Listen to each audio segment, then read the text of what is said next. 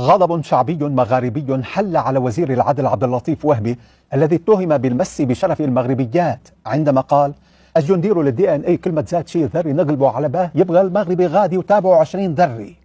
ما بعرف اذا قلتها صح، لكن المقصود بالفصحى لو لجأنا الى الحمض النووي يقول لوجدنا ان لكل مغربي 20 طفلا.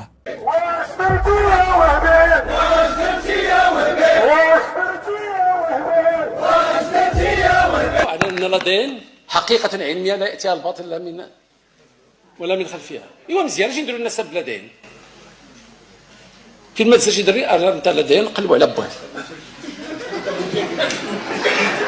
يبقى المغربي غادي تابعين 20 دري. انا ماني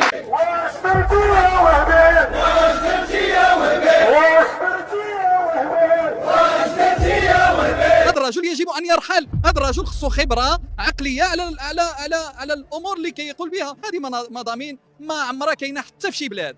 مضامين فيها شيء من الجنون، فيها شيء من الخرافه، فيها شيء من التخربيق. امرأة ورجل داخل البيت راه ماشي كاين هنا جريمه. قال لك الشيطان ثاني تهمه عطيني لك النص ديال الشيطان ماشي يمكن ليه حتى هو نجيبو يشهد. اجماله في هذه العريضه اعتداء على الدين الاسلامي على الرسول الكريم محمد صلى الله عليه وسلم. هذا عبد اللطيف وهبي اعتدى على الرسول الكريم على محمد صلى الله عليه وسلم. وهذه الدعوه الى جميع المسلمين ماشي غير في المغرب، جميع مسلمي العالم للوقوف وقفة رجل كما حدث في الرسومات الكاريكاتيرية المسيئة إلى محمد صلى الله عليه وسلم. هذا ديننا والدين المحمي بمقتضى الوثيقة الدستورية، لأن الإسلام دين الدولة. اعتدى على شرف المرأة المغربية، اعتدى على شرف المغاربة.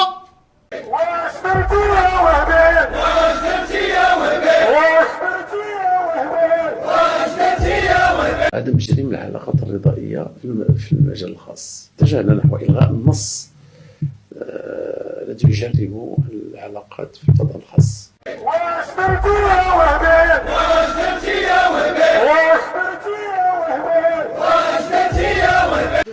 يلا نعم، ولدي عنده 2 الإجازات وعنده في موريال با لاباس عليه وخلص عليه وقراه في الخارج.